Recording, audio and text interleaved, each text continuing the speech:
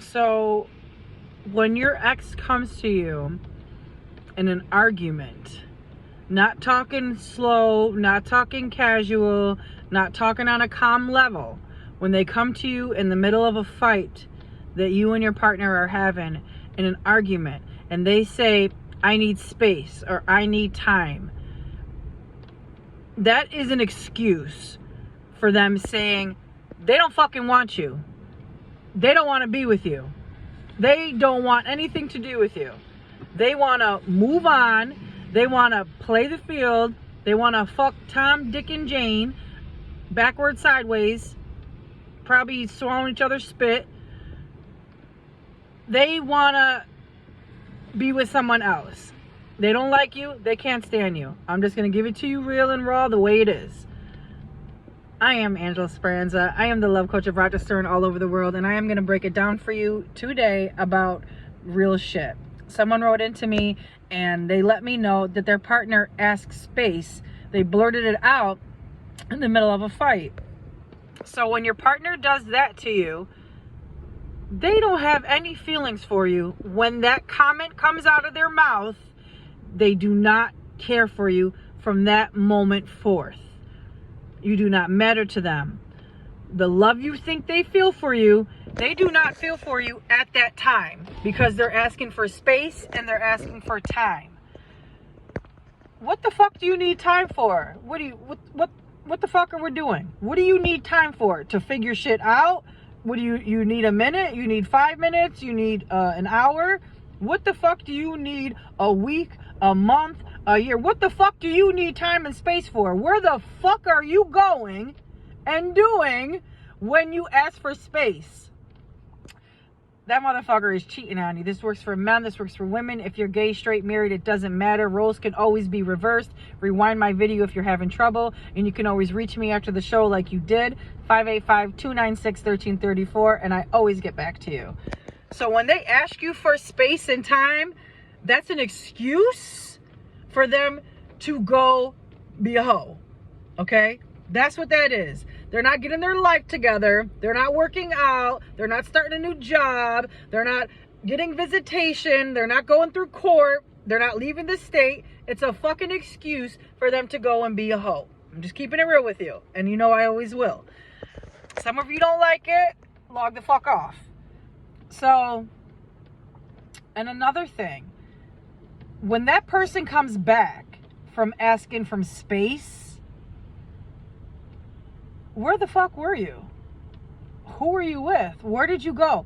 All those things should come into your head before you pick up that phone call, before you respond to that text. This motherfucker was not thinking about you when they were out sucking and fucking, spitting and slurping, okay? They were not thinking about you during any of that, okay? So now they come back because what they left you for did not work out. The grass is never greener. It is in some situations, but in a situation like this, they always come back. It's a pattern. So it didn't work out for them, who they were with. They got dumped. Now, when your ex comes back to you, that means they got dumped. It doesn't mean they tried it, or they didn't like him or her, or they didn't like the situation, or they were being treated bad. They got fucking dumped, and that's why they came back. And they want you. They want to see if you'll take them back.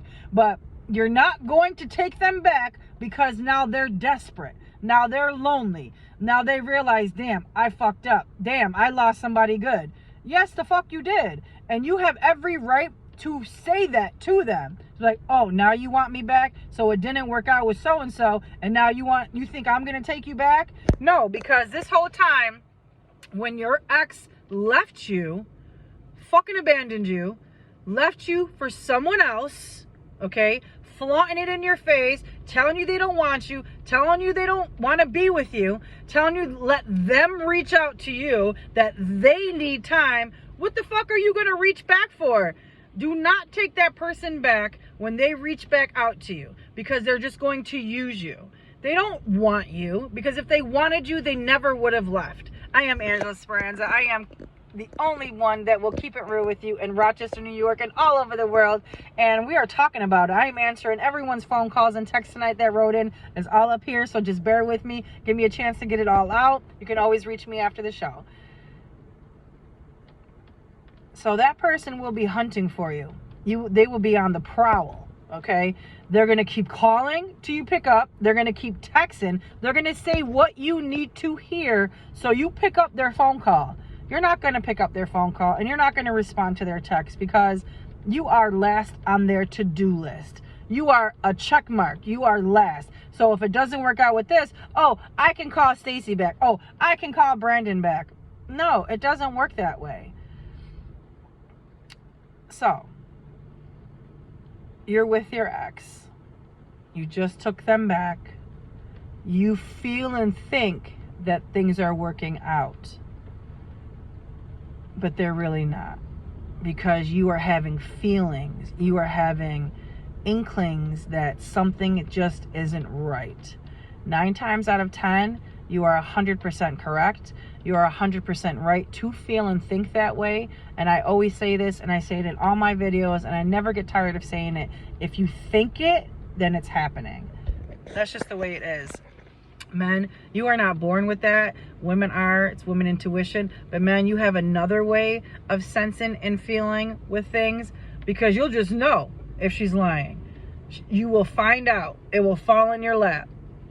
So, when you take that person back and you feel that nothing is right, you need to start asking questions, and ask them in a certain way. You ask them when they're calm and when they're in a good mood. That's when you bring up conversations. If you're not sure how to handle your approach, this is how you approach someone like that. If you are unsure and you feel that they are up to their same shit, you feel that they're talking to other people, you just say, I have something that's, kind of bothering me, and I just wanted to talk to you about it. So when they give you that eye contact and they look at you, then you speak and say it. If you're saying this conversation and they're not even looking at you, you got your answer right there. They're going to give you their ass to kiss. They're going to be rude to you. They're going to be disrespectful to you. They might even call you a name. They might even call you crazy and say, oh, here we go. Oh, here you go. That's what's going to happen. So be prepared for that.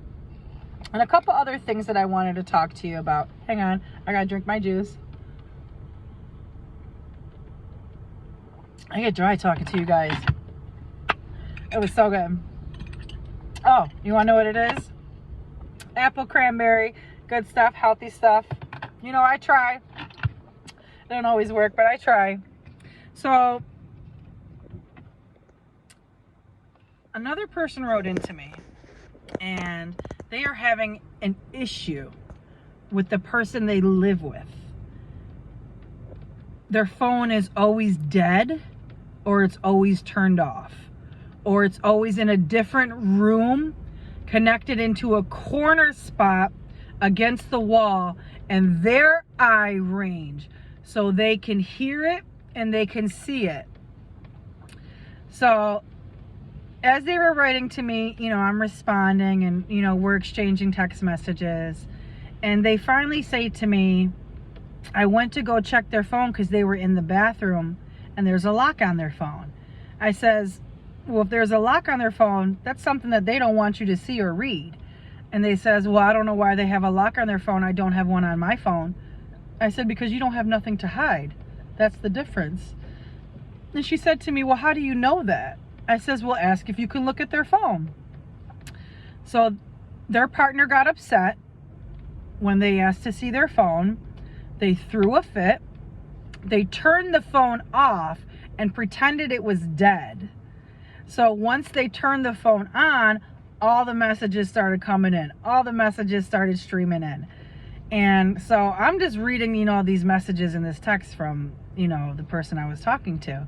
So I said to them, if it happens again, you already know your answer. You got your first answer when they were rude to you and disrespectful, and they kept changing the subject. They personally got in a fight with you, so that way they can't explain themselves to you.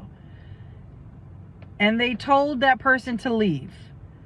And they said, once I gathered my belongings and I was leaving, they broke down.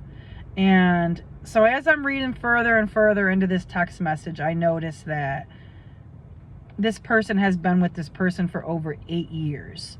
You're with this person for over 8 years, and these are the games that they are playing. Number one, don't take that shit. Number two, they have something to hide. And number three, they are playing you. Because look at all your evidence. It's right there. If you are having trouble, you can always reach me after the show, 585-296-1334. I am Angela Speranza, the love coach of Rochester, all over the world. And I just wanted to answer these quick questions for you. And I hope everyone is enjoying their beautiful Tuesday afternoon. It is 5:14 p.m. in Rochester, New York. Write into me. Stay safe.